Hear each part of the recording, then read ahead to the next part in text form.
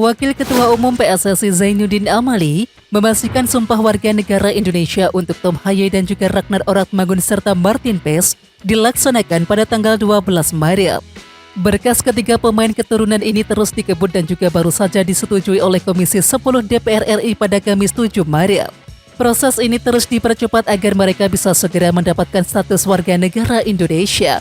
Pasalnya, pendaftaran pemain untuk putaran kedua kualifikasi Piala Dunia 2026 zona Asia akan berakhir pada tanggal 13 Maret nanti.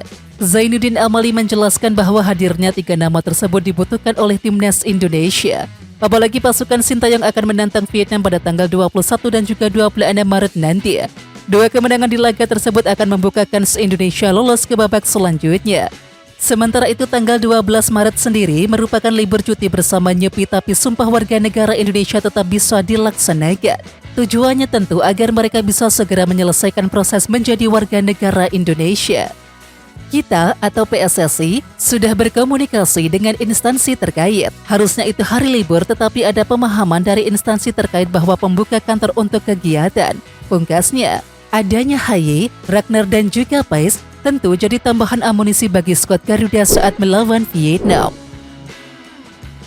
Ado Den Haag resmi mengumumkan akan melepas Ravel Strike ke timnas Indonesia untuk laga lawan Vietnam pada FIFA Matchday Maret 2024 kali ini.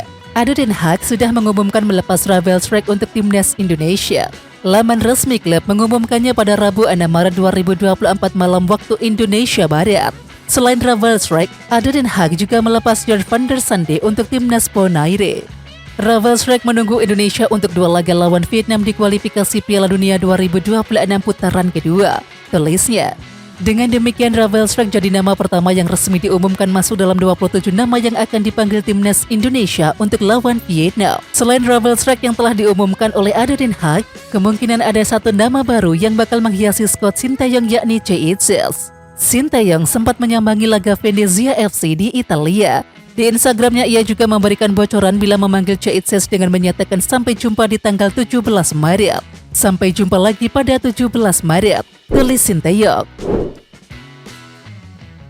Bek timnas Indonesia Justin Hubner dipastikan promosi masuk tim utama Wolverhampton Wanderers atau Wolves. Kepastian ini terlihat dalam daftar nama skuad Wolves di laman resmi Liga Inggris. Pemain keturunan Belanda Indonesia itu dipastikan promosi ke skuad utama Wolves bersama beberapa pemain Wolves U21 seperti Matthew Whittingham, Ty Burnett, dan juga Tawanda Cirewa.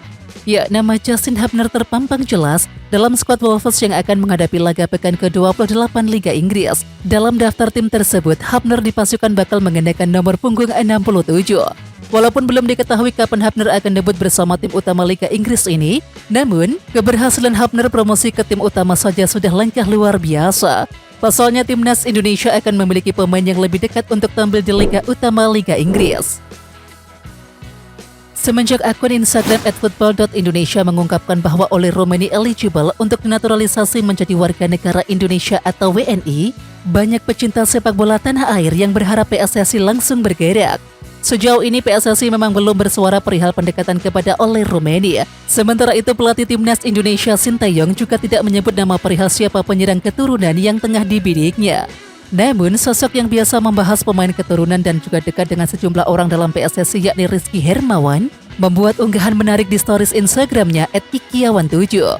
Ia menulis kata, "Ole, apakah ini pertanda Ole Romeni bakal diperkenalkan Ketua Umum PSSI Erick Thohir pada FIFA Matchday Maret 2024? Sementara itu kredibilitas akun @ikiawan7 dalam memberikan informasi pemain keturunan juga bukan kaleng-kaleng. Akun ini juga salah satu yang pertama menginfokan Ragnar Oratmangun bakal menjalani proses naturalisasi menjadi warga negara Indonesia atau WNI. Dan sekarang harapannya banyak pesepak bola keturunan berkualitas mau memperkuat timnas Indonesia, dibarengi dengan upaya PSSI memperbaiki kompetisi dan juga pembinaan sepak bola usia dini di tanah air. Muncul satu lagi opsi pemain diaspora yang kans dinaturalisasi timnas Indonesia asal Belanda. Ya, sosok tersebut tak lain adalah pemain milik Fortuna Sittard U21 Tristan Sengkuizen. Seperti diketahui, Tristan Sengkuizen memiliki darah Indonesia dari sisi ayahnya. Kakek dan juga nenek Tristan berasal dari Indonesia. Kakeknya berasal dari Surabaya, Jawa Timur, sedangkan nenek Tristan berasal dari Yogyakarta. Posisinya yang merupakan gelandang bertahan dan juga mampu bermain di posisi otak serangan dituntut untuk mampu memberikan aliran umpan tajam akurat. Umpan short pass, through pass, maupun long pass menjadi makanan sehari-hari yang kerap ditunjukkan oleh Tristan Sengkuizen. Dan hal itu dapat dibuktikan dari hasil assist-nya yang mampu diselesaikan sebanyak 7 assist dari 15 pertandingan. Tristan Sengkuizen tak hanya mampu mengalirkan bola sebagaimana tugasnya sebagai jenderal lini tengah, pemain yang berusia 19 tahun itu ternyata juga memiliki insting gol tinggi dan mematikan.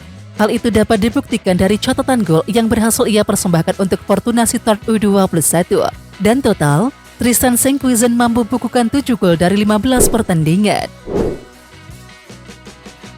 Gelandang timnas Indonesia Mark Klok mengakui masih banyak pihak yang masih membedakan pemain keturunan dan juga lokal. Menurut Mark Klok, saat ini masih ada sentimen negatif untuk pemain keturunan dan juga naturalisasi.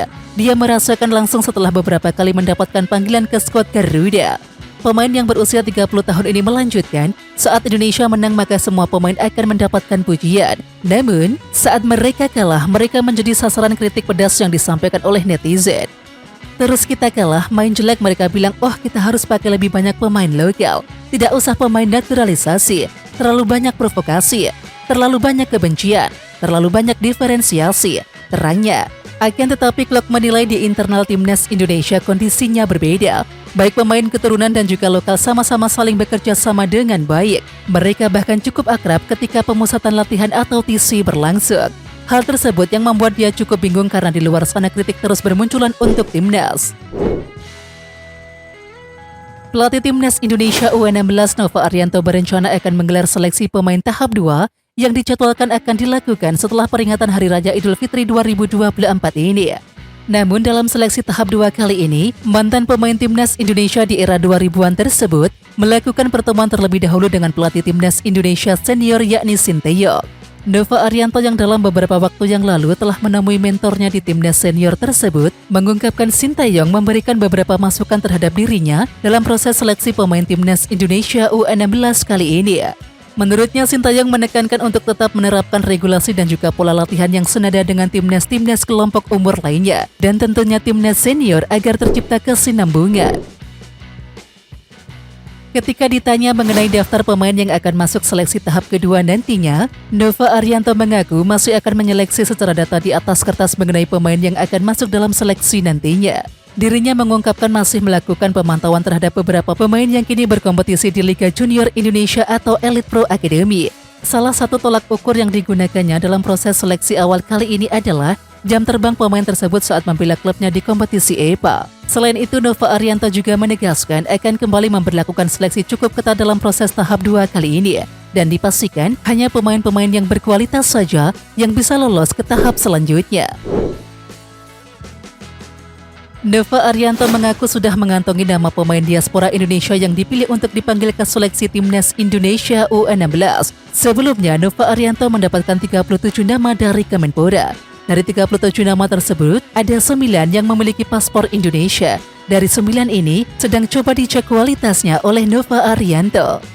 Sudah, cuma kita masih akan bicarakan itu dengan PSSI bagaimana mekanismenya itu yang akan kita bicarakan sama-sama, kata Nova Arianto di sela-sela menyaksikan di laga final Elite Pro Academy atau EPA U16 dan U18 di Bekasi, Jawa Barat, Rabu 6 Maret 2024. Mungkin bagaimana dan kapan mereka bisa datang itu kita lihat nanti, ucap Nova Arianto menambahkan. Nova juga akan memanggil pemain-pemain jebolan EPA U16 2023-2024, utamanya dari tim-tim yang lolos 8 besar. Nova Arianto sudah bertemu Sinteyong sejak didapuk sebagai pelatih timnas Indonesia U16. Dalam pertemuan itu ia mengungkapkan sang mentor meminta untuk mencari pemain berkualitas, bukan titipan. Nova mengungkapkan memberikan laporan terkait regulasi, mulai dari metode latihan hingga kriteria pemain yang nantinya akan menjadi pemain timnas Indonesia U16. Diakuinya, Sinteyong merespon baik paparan tersebut. Laporan umum saja, terutama masalah regulasi yang saya buat di timnas Indonesia U16, kata Nova Arianto. Terutama masalah tinggi badan, metode-metode latihan, dan coach Sinteyong cukup senang, sambung pria asal Sembarang tersebut. Nova juga membeberkan pesan yang diberikan oleh Sinteyong kepadanya. Pria yang berusia 49 tahun itu mengaku diminta mencari talenta muda tanah air yang berkualitas, bukan menampung pemain-pemain titipan.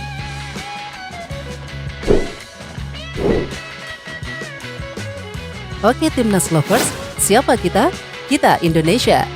Ayo kita dukung terus sepak bola tanah air Indonesia.